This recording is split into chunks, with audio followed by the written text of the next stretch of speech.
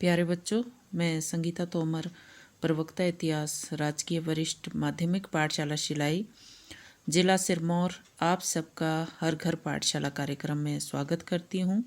आज मैं कक्षा 12वीं के लिए अध्याय 12 लेके आई हूँ। इस अध्याय का नाम है औपनिवेशिक शहर। तो जैसा कि नाम से ही मालूम हो रहा है कि औपनिवेशिक काल में किस प्रकार के शहर हुआ करते थे, उनके बारे में आज हम यहाँ पर बात करेंगे। लेकिन औपनिवेशिक काल के शहरों के बारे में जानने से पहले हमें ये जानना बहुत ज़रूरी है कि पूर्व औपनिवेशिक काल में यहाँ पर भारत में किस प्रकार के कस्बे और शहर हुआ करते थे। जैसा कि आप सबको मालूम है कि 1857 के बाद भारत में अंग्रेज़ शासक बन गए थे और उस समय भारत में किस तरह के परिवर्तन आए उसके बारे में हम यहाँ पर चर्चा करेंगे। तो जैसा कि आपको दिख रहा है कि यहाँ पर पूर्व औपनिवेशिक काल में बने कस्बों एवं शहरों का स्वरूप किस प्रकार का था, उसके बारे में अगर हम बात करें तो सबसे पहले जैसे कि जो उस समय के जो शहर हुआ करते थे वो आर्थिक गतिविधियों के और संस्कृतियों के केंद्र हुआ करते थे। कहने का अभिप्राय ये है कि उस समय जो कस्बे होते थे, जो सबसे पहले तो जो देहात का क्षेत्र, वो वहाँ पर एक छोटा नगर हुआ करता था और ये कस्बे उस समय की आर्थिक गतिविधियों का और संस्कृतियों का केंद्र होते थे। देहात के लोग खेती करते थे, वनों से संग्रहण करते थे, पशुपालन करते थे और इस तरह से अपना जीवन यापन करते थे। और दूसरी ओर जो कस्बों में जो शिल्पकार, व्यापारी, प्रशासक और शासक रहते थे, उनका देहाती लोगों पर अपना पूरा नियंत्रण होता था। वे खेती से प्राप्त करों और अधिशेष से काफ़ी आमदनी प्राप्त करते थे। अब इसके बाद दूसरा पॉइंट है कि कस्बों एवं गांव के मध्य अनिश्चित पृथकता होती थी। किस प्रकार से कि जो गांव के जो किसान होते थे वो तीर्थ यात्रा के लिए अनेक कस्बों से होकर गुजरते थे। गांव के लोग आवश्यक माल लेने के लिए भी कस्बों में आते थे। इनके अतिरिक्त वे अकाल पड़ने पर भी कस्बों की ओर रुख करते थे और इसका कारण ये था कि गांव की अपेक्षा कस्बों में अनेक सुविधाएं उपलब्ध होती थी। और दूसरी ओर जो कस्बों के जो व्यापारी होते थे वो भी अपना माल बेचने के लिए गांव में जाया करते थे। अब इसके बाद है कि मुग़लों के समय में जो उस समय के जो प्रमुख शहर थे, आगरा, फतेहपुर सिकरी, दिल्ली और लाहौर, ये इसलिए थे क्योंकि मुग़ल उस समय की जो मुग़लों की ये राजधानियाँ हुआ करती थी और उन राजधानियों में जहाँ पर राजा रहा करते थे तो वहाँ पर भव्य भवनों से और दूसरा जो भी आम जनता का और राजा के लिए जो भी ज़रूरत का जो सामान वहाँ पर उपलब्ध होता था, तो इसीलिए जहाँ पर राजधानी हुआ करती थी वहाँ पर उसके साथ साथ एक शाही नगर भी हुआ करता था। लोग जब वहाँ पर शासक से मिलने जाया करते थे तो साथ में उनको वहाँ से ज़रूरत का सामान भी मिला करता था। तो उस समय के जो प्रमुख शहर थे वो आगरा, फतेहपुर सिकरी, दिल्ली और लाहौर। अगर हम दक्षिण भारत की बात करें, कई बार कुछ धार्मिक नगर भी हुए जहाँ पर जो लोग थे वो धर्म यात्रा के उद्देश्य से जाते थे। तो उनमें मदुरई, कांचीपुरम, तंजौर और हम्पी, इन जगहों पर उस समय के जो विख्यात मंदिर वो हुआ करते थे और लोग वहाँ पर धार्मिक यात्रा के उद्देश्य से जाया करते थे। अब यहाँ पर जैसा कि आप देख पा रहे कि एक शब्द आपके सामने लिखा हुआ है, कोतवाल। तो जो कोतवाल होता था, कई बार इस तरह का प्रश्न आपसे पूछा जा सकता है एग्ज़ाम में, तो इसलिए आपको इसके बारे में मालूम होना चाहिए कि कोतवाल उस समय उत्तर भारत में नगरों का प्रधान पुलिस अधिकारी होता था। वे नगर में कानून व्यवस्था बनाए रखने और नगर में जो सुरक्षा का जो प्रबंध है ये उसी के ऊपर निर्भर करता था।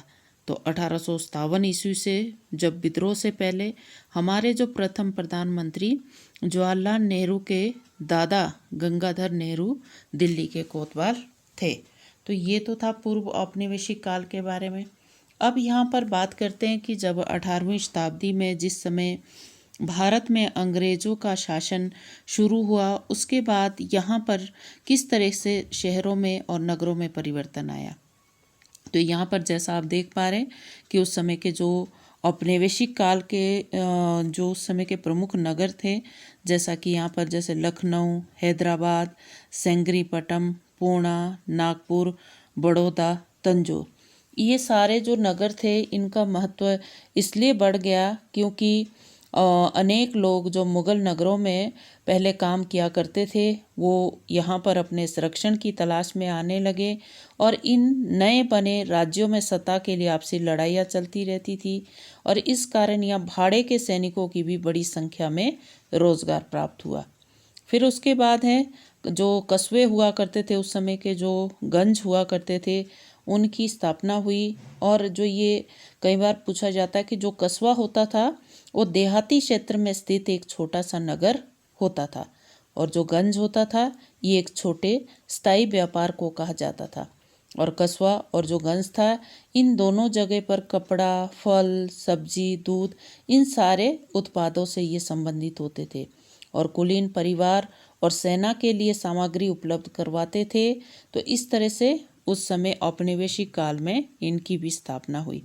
फिर अब हम बात करेंगे कि व्यापारिक केंद्रों की स्थापना, कि जहाँ जहाँ पर अंग्रेज़ों ने अपने उद्योग वगैरह स्थापित किए उन्होंने भी बाद में नगरों का रूप धारण कर लिया। तो कौन कौन से, जैसा कि पुर्तगालियों ने 1510 ईस्वी में पणजी में, डच्चों ने 1605 ईस्वी में मछलीपट्टनम में, अंग्रेज़ों ने 1639 ईस्वी में मद्रास में, 1668 ईस्वी में बम्बई में तथा 1690 ईस्वी में कलकत्ता तथा 1673 ईस्वी में फ्रांसीसियों ने पांडिचेरी में अपने व्यापारिक केंद्रों की स्थापना की।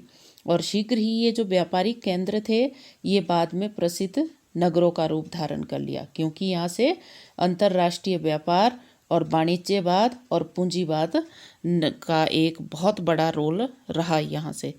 इसके बाद अब बात करते हैं कि उस समय के जो नगर थे ये औपनिवेशिक प्रशासन और सत्ता के भी केंद्र बन गए क्योंकि 17वीं शताब्दी में विकसित हुए जो सूरत, मछलीपट्टनम तथा जो ढाका नामक जो प्रसिद्ध नगर जो थे उस समय 17वीं शताब्दी में उनका महत्व खत्म हो गया।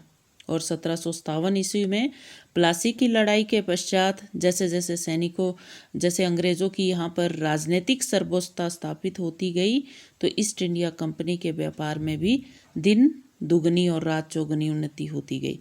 तो इसके कारण यहाँ पर मद्रास, बम्बई और कलकत्ता जैसे औपनिवेशिक शहर जो कि बंदरगाह के किनारे स्थित थे ये नई आर्थिक राजनीति राजधानियों के रूप में उभरे।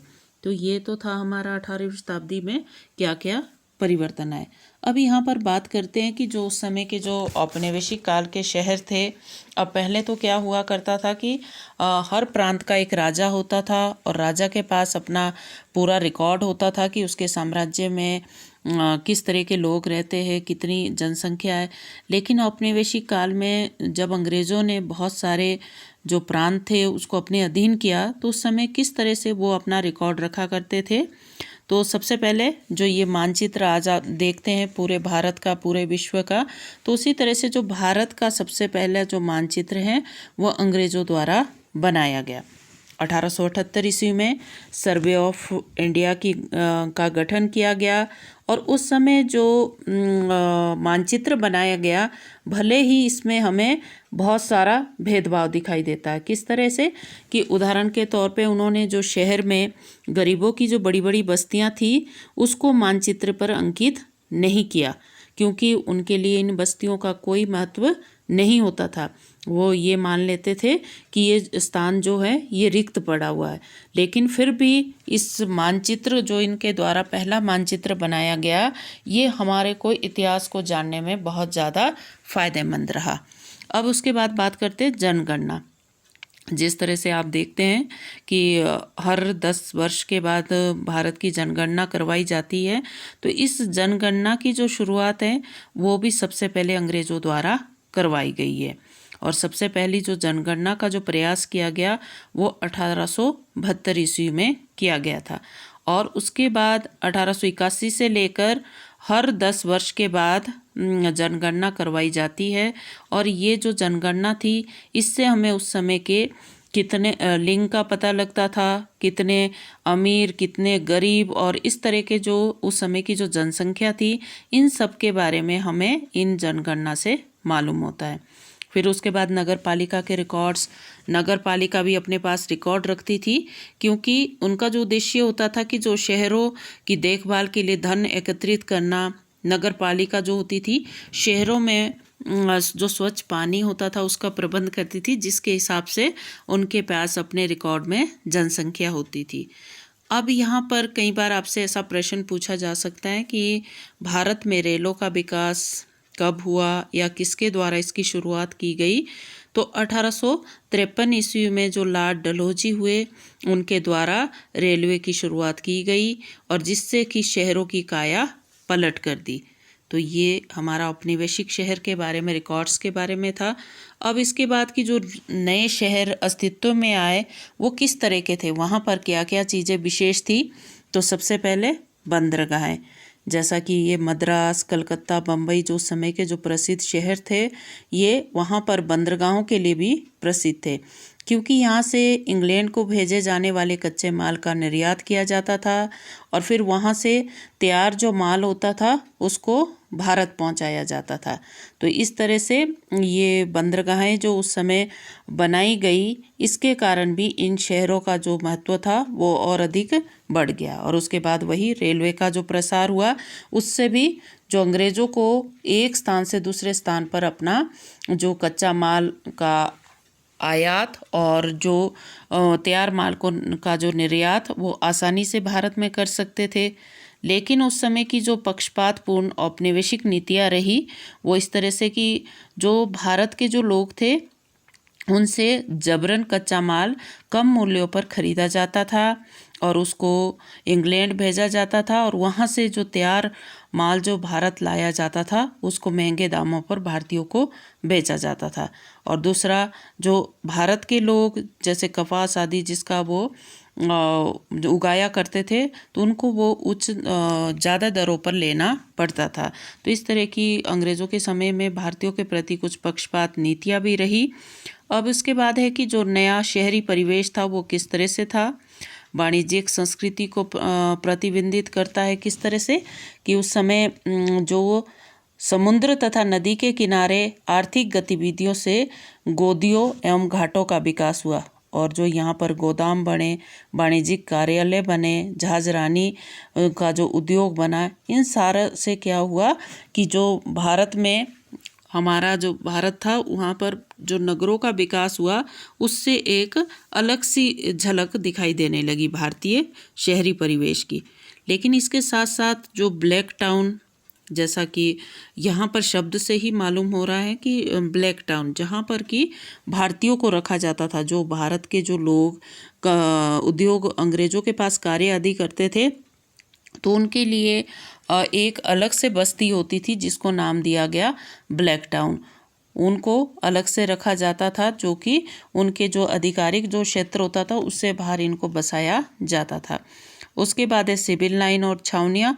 सिविल लाइन भी उन्होंने क्या किया कि 1857 के विद्रोह ने अंग्रेज़ों के दिलों में एक भय उत्पन्न कर दिया था। उन्होंने भारतीय के खतरे से अधिक दूर सुरक्षित और पृथक बस्तियों का निर्माण करने का निर्णय लिया, और इन बस्तियों को उन्होंने सिविल लाइन का नाम दिया। इसके लिए पुराने कस्बों के इर्द गिर्द चरागाहें और खेतों को साफ किया गया, और सिविल लाइन में केवल गोरों को ही बसाया जाता था। जैसा कि हमने देखा कि जो ब्लैक टाउन था वहाँ पर सिर्फ भारतीयों को बसाया जाता था, और सिविल लाइन में जहाँ पर वो पूरी तरह से सुरक्षित होती थी, वहाँ पर वो खुद रहा करते थे। अगर स्वच्छता की निगरानी के उद्देश्य से देखा जाए तो काफ़ी समय तक अंग्रेज़ों ने अपना ध्यान केवल वाइट टाउन की सफाई और स्वच्छता के लिए ही रखा, मतलब जहाँ पर वो खुद रहते थे। किंतु जब हैजा और प्लेग जैसी भयानक बीमारियां फैलती थी, तो इस कारण से हजारों की संख्या में लोग मृत्यु का ग्रास बन जाते थे। तो इन महामारियों से वाइट टाउन भी अछूते नहीं रहते थे। तो इसीलिए अंग्रेज़ों ने क्या किया कि उन्होंने स्वच्छता और सार्वजनिक स्वास्थ्य के लिए अनेक कदम उठाए, और इस तरह से, क्योंकि उनको पता था कि अगर ये जो हैजा और प्लेग हैं, अगर उनके जो कंपनी में काम करने वाले मज़दूरों में भी ये बीमारी फैल गई तो ये उनमें भी आ सकती है। तो इसलिए उन्होंने अपने आसपास जो स्वच्छता का वो ध्यान वो सबके लिए रखा गया। तो ये तो था हमारा आज का टॉपिक और इसी के साथ आज का वीडियो यहीं पर ख़त्म होता है और मैं आशा करती हूँ कि आपको इस अध्याय में और इस वीडियो में कुछ ना कुछ ज़रूरी जानकारी ज़रूर मिली होगी। और अगर कोई भी आपकी क्वेरी हो या तो आप मुझे कमेंट बॉक्स में लिखें या फिर अपने विषय के अध्यापक से उसका निदान करवाएं। धन्यवाद। जय हिंद, जय भारत।